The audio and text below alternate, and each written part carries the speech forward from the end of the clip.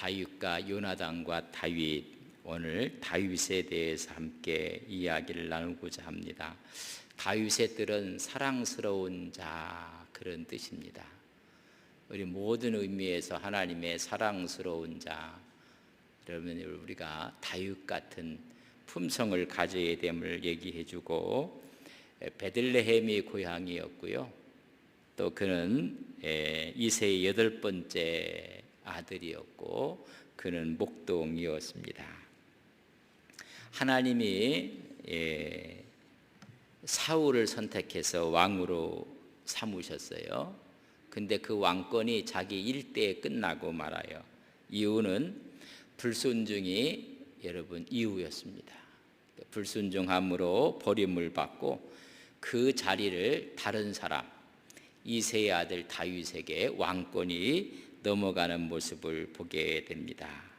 여러분, 하나님께서 쓰시는 사람이라도 불신과 불순종하면 언제나 대체할 수 있다는 사실을 아셔야 돼요. 하나님께서 세워졌기 때문에 영원할 것이다, 여러분 그렇지 않아요. 불순종하면 언제든지 하나님은 다른 사람으로 대체한다는 것입니다. 구원의 은총은 영원합니다. 구원의 은총은 영원하지만은 사역은 언제나 바꿀 수가 있습니다. 여러분, 구원의 은총은 바꿀 수가 없어요. 그러나 하나님이 쓰시는 사역자들은 불순종할 때 언제든지 하나님께서 그 사역에 또 사역자를 바꾼다는 것입니다. 그래서 사울은 하나님 앞에서 저물어 가는 사람이에요. 점점 쇠해가고, 다윗은 하나님 앞에서 흥해가는 사람이라 점점 여러분 새로워지는 사람이 되게 됩니다. 내 자신도 마찬가지, 하나님 앞에서 점점 흥해지고 있는가 쇠해지고 있는가. 교회도 마찬가지, 교회가 점점 새로워지고 흥하고 있는가, 아니면 교회는 점점 쇠퇴해 가고 있는가. 한 나라도 여러분 점점 흥하여 가고 있는지 아니면 내리막길을 가고 있는지. 여러분, 왕가도 지금 내리막길을 가는 왕가가 있었고 새롭게 쓰임받는 왕가가 있는 모습을 보게 됩니다. 하여튼 하나님께서 그에게 기름을 부읍니다.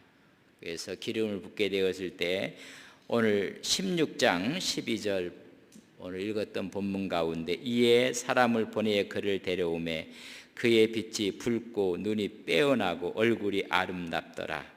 여호와께서 이르시되 이가 크니 일어나 기름을 부으라 하시는지라. 그래서 기름을 부은 아들이 8번째 아들 다윗이었습니다. 그렇다면 사울과 다윗의 특별한 차이점이 무엇일까? 이 기름을 받고 그 다음 장을 보면 블레셋과의 전쟁을 하는 모습이 나와요. 근데 사울 왕은 악령의 지배를 받아서 대항할 수 있는 힘을 잃어버려요. 근데 다윗은 골리앗 앞에 가서 당당하게 서게 됩니다. 그래서 첫 번째 전투에서 승리한 사람이 바로 다윗이 되게 됩니다.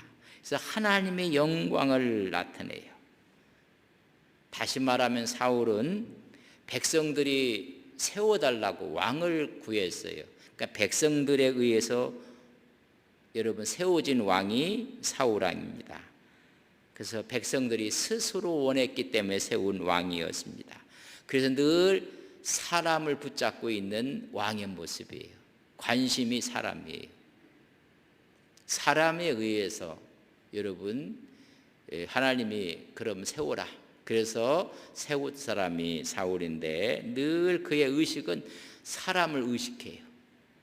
백성을 의식하고 자기 영광을 의식하고 자기를 의식해요. 그 모습이 15장 30절에 보면, 사울이 이르되 내가 범죄하였을지라도 이제 청하옵나니 내 백성의 장로들 앞과 이스라엘 앞에서 나를 높이사 나와 함께 돌아가서 내가 당신의 하나님 여호와께 경배하게 하소서 하더라. 자기가 범죄해서 하나님께 책망을 받아도 사람들 앞에는 내가 좀 당당한 모습으로 서 있을 수 있도록 장로들을 붙잡고 지금 이야기를 하는 겁니다. 내가 범죄했고 내가 하나님께 이런 책망을 받고 있지만은 백성들 앞에서는 내가 좀 존귀한 자로 대우받을 수 있도록 해달라고 장로들 앞에서 나를 좀 세워달라고 이야기해요. 그러니까 하나님보다는 사람을 더 의식하고 사람을 붙잡고 있었던 사람이 누구냐면 사울이에요. 그러나 다윗은 아니에요. 하나님만 붙잡아요. 하나님만 두려워해요. 그래서 주의 영을 거두지 마옵소서 기도했던 사람이 다윗입니다. 하나님께서 친히 세운 왕입니다. 그래서 하나님이 붙잡고 그런들 하나님 의식으로 살아요. 그러니까 사람 의식보다는 하나님의 의식으로 살아요. 사람들이 몇 번 사울을 죽이자고 했을 때도 하나님 의식을 붙잡고 하나님 앞에서 이리 하는 것을 하나님이 기뻐하지 아니한다. 하나님께서 기름 부은 자를 치는 것을 하나님이 기뻐하지 않는다. 하나님 의식으로 살았던 사람입니다. 근데 사울은 늘 사람을 의식하고 사람 중심적이고 그래요. 그래서 그가 불순종한 것을 크게 세 가지를 들어보면 사울왕 다음에 다윗을 세울 때 13장 12절에 보면 이에 내가 이르기를 블레셋 사람들이 나를 치러 길갈로 내려오겠거늘 내가 여호와께 은혜를 간구하지 못하였다 하고 부득이하여 번제를 드렸나이다. 막 이스라엘 백성들이 블레셋에 두려워서 막 흩어지려고 하니까는 이들을 모을 수 있는 방편으로 사람을 시켜서 그럼 내가 번제를 드리겠다 그랬어요. 여러분 이건 월권입니다. 자기의 힘을 이용해서 월권을 행했어요. 그래서 부득이해서 여러분 번제 제사는 기쁨으로 드리는 거거든요. 하나님을 의식하지 않고 사람을 의식하고 자기 권력을 이용해서 월권을 해버리고 말았어요. 또한 15장 9절에 보면 사울과 백성이 아각과 그의 양과 소의 가장 좋은 것 또는 기름진 것과 어린 양과 모든 좋은 것을 남기고 진멸하기를 즐겨 아니하고 가치 없는 하찮은 것은 진멸하니라. 모든 걸 진멸하고 했는데 좋은 것들은 진멸하기를 기뻐하지 않아요. 진멸하지 않아요. 여러분 사심에 눈이 멀어버렸어요. 그래서 사울왕에서 탈취하기에 바빴다고 이야기를 해주고 있습니다. 그래서 아주 가치 없는 것들은 다 진멸했는데 진짜 좋은 것들은 사심과 사욕으로 다 하나님의 명령을 거역하고 말아요. 그뿐만이 아니라 15장 12절에 보면 사무엘이 사울을 만나려고 아침에 일찍이 일어났더니 어떤 사람이 사무엘에게 말하 이르되 사울이 갈말에 이르러 자기를 위하여 기념비를 세우고 발길을 돌려 길가로 내려갔다 하는지라. 하나님 명령은 다 어기고 나서 여러분 자기 기념비를 위해서 여러분 기념비를 갈멜산에 세우고 있는 모습을 보게 됩니다. 자기가 돋보여야 되거든요. 그러니까 그는 하나님 명령은 어기고 나서 기념비를 세우는데 힘을 들이고 있는 모습을 볼 수가 있습니다. 백성들이 요구했지만 하나님께서 허락하셨고 사무엘이 기도로 뒷받침한 사울이 여러분 이렇게 무너져 가는 거예요. 하나님의 사람을 세운다는 일이 얼마나 어렵고 힘든지 여러분 하나님께서 허락했고 하나님의 종 사무엘이 선지자가 기름을 부었고 기도로 뒷받침했음에도 불구하고 하나님의 사람으로 선다는 것이 얼마나 어려운가를 사울을 통해서 보여주는 거예요. 힘이 생기니까는 그걸 이용해서 월권을 하고 오히려 사심과 사욕에 취해서 모든 것들을 명령을 불순종하고 명령에 따르지 않고 오히려 자기 이름을 내기 위해서 자기 기념비를 세우고 하나님의 영광을 돌리는 것이 아니. 그래서 하나님의 사람을 세운다는 것은 정말 어려운 일이에요. 정말 힘든 일. 우리가 기도해 준다고 해서 세워지는 것도 아니고, 하나님이 기름을 부었기 때문에 하나님 중으로 하나님 인정했기 때문에 됐다, 그것도 아니고, 언제 넘어질까 몰라요. 하나님의 사람으로 세운다는 것은 정말 정말 힘든 거예요. 우리가 돕기도 하고 우리가 협력도 해야 되고, 그럼에도 불구하고 사울이 여러분 실수하고 있는 모습을 보게 됩니다. 그래서 하나님께서 이새의 자녀 가운데 왕을 세우라고 해서 오늘 본문에 있는 말씀이에요. 사무엘을 그 집안으로 보내서 다 준비하고 사무엘 앞에 큰아들이 이렇게 탁 나오고, 둘째 아들이 나오고, 셋째 아들이 나오고, 그때 하나님께서 이 아들이다 하면 기름을 부으면 사울 대신에 왕이 되는 것입니다. 엘리압이 탁 나오니까는 여러분 사무엘이 은혜를 받았어요. 그래서 기름을 부으려고 했더니 아니다, 외모 보지 마라, 나는 마음 중심을 보느니라. 외모가 출중했던 사람 누구예요? 사울 왕이거든요. 모든 사람의 어깨 위에 여러분 키가 훨씬하게 컸고, 여러분 잘생겼고, 외모로 보면 여러분 하나도 흠잡을 데가 없는 게 사울 왕입니다. 그래서 사울처럼 그 외모만 보지 말라는 것입니다. 사울은 그 중심을 잃었기 때문에 외모는 좋았는데, 사무엘은 보면 외모 지상주의형인 것 같아요. 그래서 늘 둘째도 보고 나서 기름을 부으려고 하고, 셋째도 그리고 잘생겼던 것 같아요. 평가 기준이 외모가 아니었고, 여러분 세상의 모든 사람을 평가하는 기준은 뭐예요? 저 사람 외모가 어떤가, 재산이 유문 어떤가, 저 사람 지위는 높은가 낮은가, 학벌은 어떤가, 저 사람 가문은 어떤 가문인가, 아니 저 사람은 지금 스펙을 어느 정도 쌓고 있는가, 전부 다 외적인 조건들이에요. 아마 이런 조건을 봐서 큰아들 엘리압은 전부 다 합격 점수였을 것 같아요. 아주 좋았어요. 그러나 하나님이 나는 마음 중심을 보느니라. 로마서 2장 11절에 보면 이는 하나님께서 외모로 사람을 취하지 아니하심이니라. 얼마나 감사한지, 하나님은 외명 조건으로 하나님이 보시지 않는다는 것입니다. 하나님은 마음 중심을 보신다는, 그 마음은 그의 마음의 태도를 보신다는 거예요. 태도, 그의 자세를 보신다고 말씀.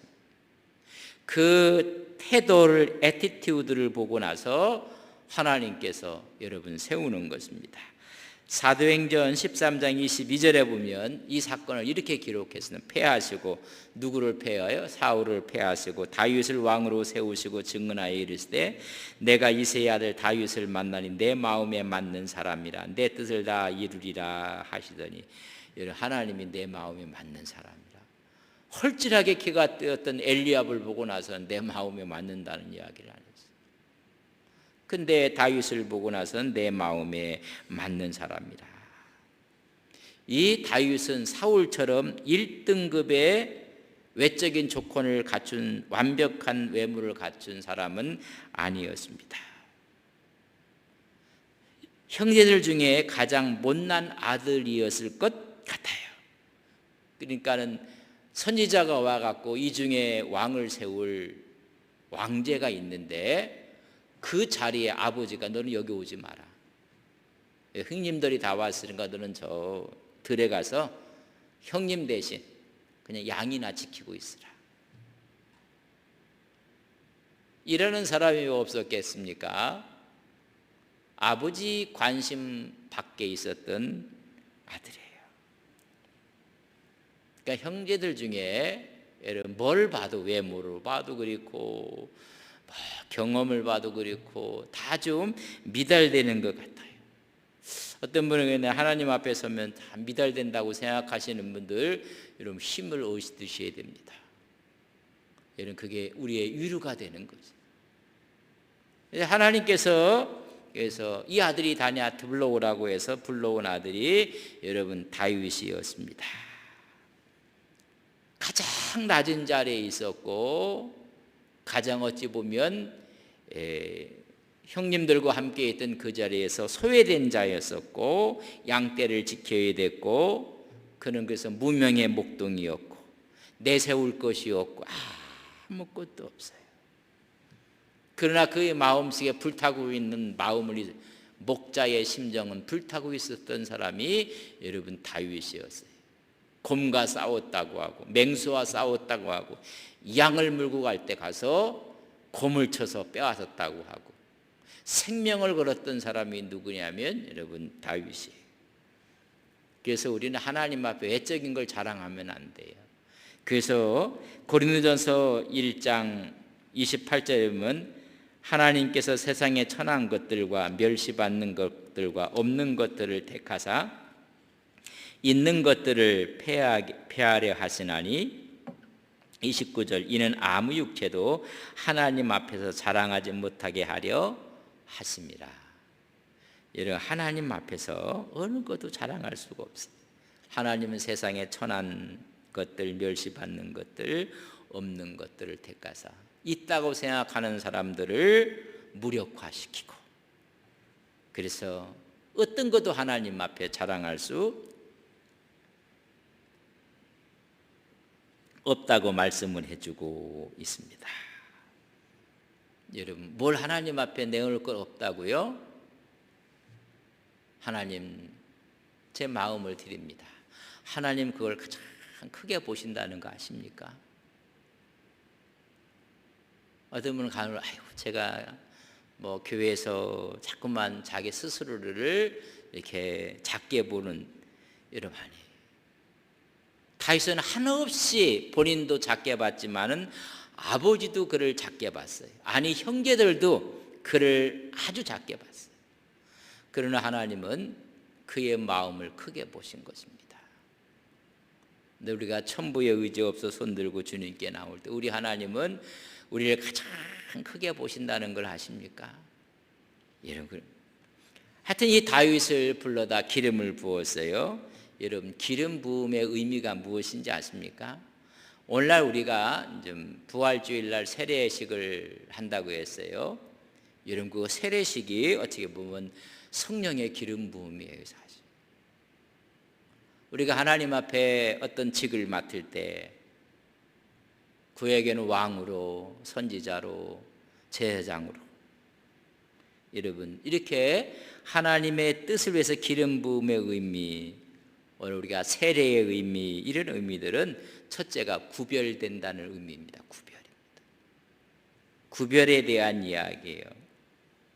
사울은 구별이 없었습니다. 구별하는 것을 포기했어요. 자기 야망과 자기 왕국을 세우는데 힘을 썼어요. 이것은 하나님 앞에서의 구분이었고 하나님을 섬기는 가장 큰 것은 뭐예요? 구별하는 거예요. 한 주간의 날이 있는데 이 날은 주의 날로 구별하는 거예요. 나에게 준 이 물질 중에 한 부분은 이건 주님의 것입니다. 구별하는 것입니다. 우리의 삶도 마찬가지고 그래서 하나님을 위해서 구별하는 거예요. 우리가 세례를 베푼다고 했는데 세례도 하나님을 위해서 여러분 구별하는 거예요. 근데 많은 사람들이 구별하기 자기를 위해서 살아버리는 거예요. 그러므로 크리스찬들 하나님의 종들의 직무유기가 되는 거예요.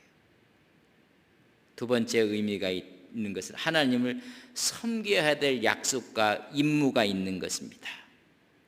우리가 기름을 부었다는 이야기는 이제부터는 하나님을 섬겨야 할 의무가 있는 거예요.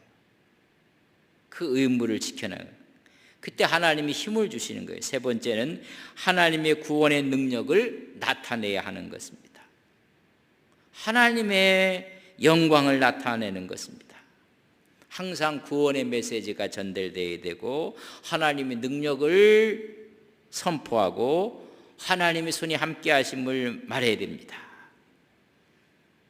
그래서 늘 우리의 모습을 통해서 하나님의 능력과 하나님의 뜻이 여러분 나타나야 돼요. 큰일 날 때가 아니라 하나님이 기도하라고 하십니다. 야단났습니다. 하나님께 또 다른 기회입니다. 하나님께서 기름을 부으셔서 이런 하나님의 구원의 능력을 선포하러 세운 거예요. 마지막에는 하나님의 사역자로 임명을 한 거예요. 그러니까 하나님의 대행자로 여러분 임명한 거예요.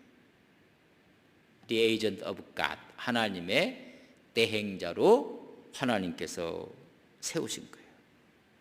그래서 하나님의 영이 임하며 하나님의 정신이 임해서 하나님의 말씀을 전하고 하나님 말씀으로 그들을 다스리고 돌보는 것입니다.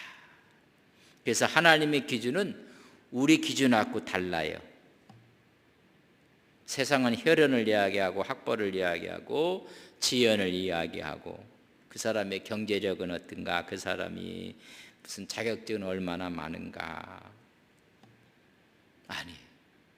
하나님이 원하는 것은 기름을 부으면 그 모든 것을 여러분 뛰어넘게 되는 것입니다. 그래서 하나님의 관점으로 보고 하나님의 관점으로 해석을 하고,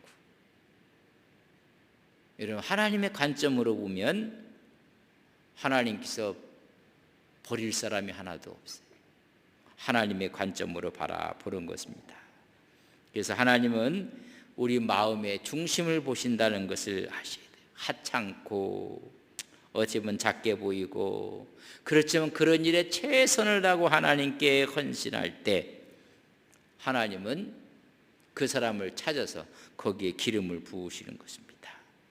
다윗이 기름을 부음을 받게 됐더니 그 가족에게도 축복이요, 여러분 나라에게도 축복이요, 여러분 축복의 통로가 되고 마는 것입니다. 이스라엘에도 복이 임하게 되는 것입니다. 하나님의 영에 감동된 사람, 하나님이 기름 부으는 사람, 하나님의 역사에 일하는 사람의 해야 할 1순위는 뭐냐면 여러분 섬김의 자리에 서는 것입니다. 우리 주님께 이 땅에 오신 것도 생명을 주고 모든 사람을 섬기려 하며 오셨다고 말씀해 주고 있습니다. 하나님의 영이 감동하면 지배하고 지시하고 따지고 군림하고 조롱하고 움켜쥐고 핥히고 성내라고 하나님께서 성령을 부어주신 것이 아닙니다. 하나님이 성령을 부으시고 영이 임하면 보살피고 돌보고 일으켜 세우고 세워주고 그를 위해 끌어주고 치유하는 버팀목 역할을 하라고 하나님께서 주신 거예요. 여러분 교회도 하나님의 영이 임한 감동한 사람들이 있으면 모든 사람을 보듬어주고 이끌어주고 하나님의 길로 인도하고 사랑하고 용서하고 세워주고 배려하고. 근데 교회가 이런 건 안 하고 교회가 뭐 지적하고 책망하고 누구 탓이라고 하고 책임을 추궁하고 몰아내고 저주하고 이런 게 교회가 아니에요. 하나님이 영이 임하면 다 내 탓입니다. 그를 끌어안고 기도하고 위로하고 세워주는 것입니다. 여러분 영적인 세계에는 중간지대가 없어요. 여러분 이 말은 이런 이야기예요. 희색지대가 없는 것입니다. 하나님의 영이 임하면 여러분 거기에 은혜의 역사가 일어나는 거예요. 그러나 하나님의 영이 떠나면 여러분 악령이 오는 것입니다. 사울처럼 악령이 오면요, 악령이 이끌어가는 것입니다. 하나님 영이 다윗에게 임하니까 하나님 영이 이끌어가는데 그 중간지대는 없어요. 내가 하나님 편에 있는가 아니면 내가 사탄의 편에 있는가. 우리가 하나님을 섬길 때도 우리는 어느 편에 서서 하나님을 섬기고 있는가를 하나님의 영이 임한 사람들에게. 그래서 다윗에게 하나님의 영이 임했고 하나님이 기름을 부었어요.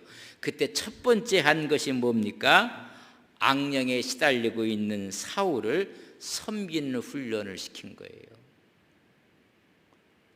그래서 그를 위해서 수금을 타다가 창에 맞아 죽을 뻔하고요.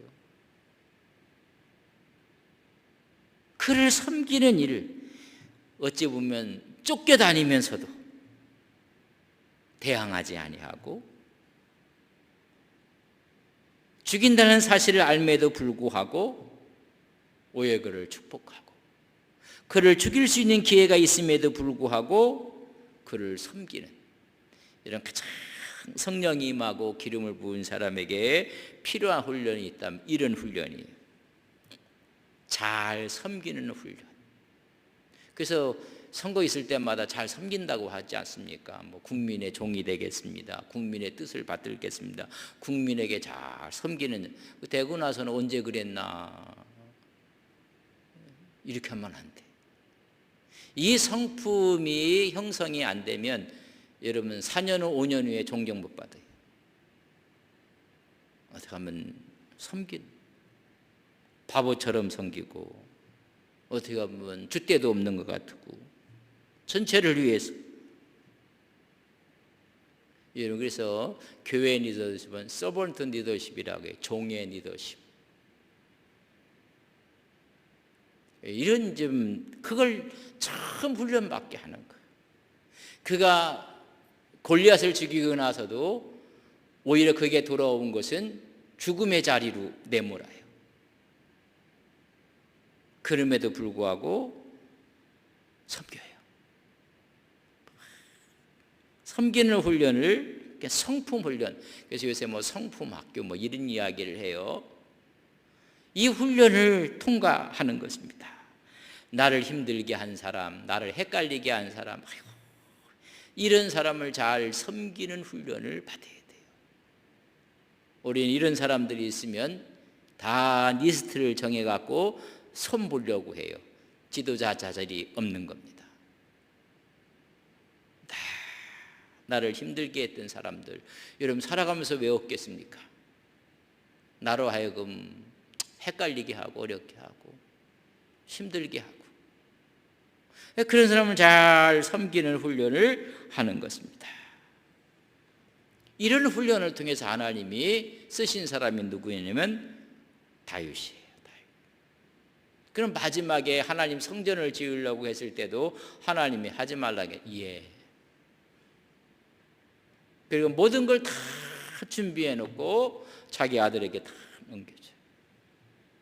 우리 같으면 하지 말라고 했으면 준비도 안 할 거라.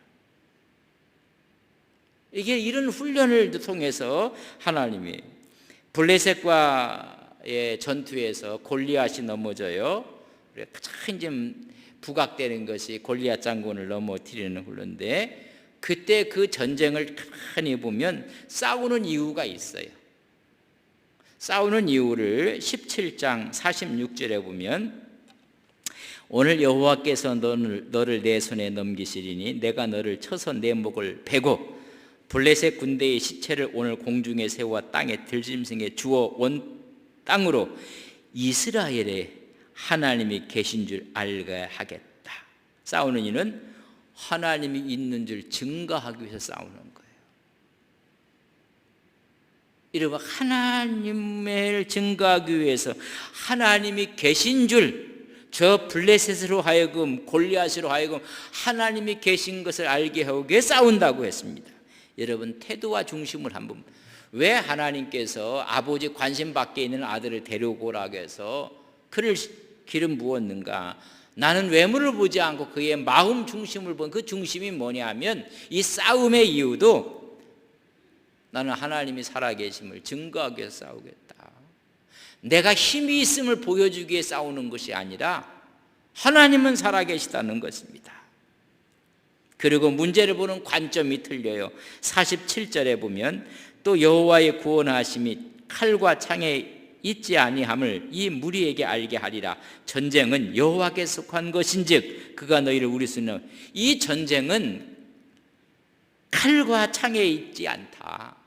하나님께 속한 것이고 하나님의 영광을 위한 싸움인 것을 이야기를 해주고 있습니다. 여러분, 하나님의 관점으로 보는 거예요. 하나님의 이름으로 싸우는 것입니다.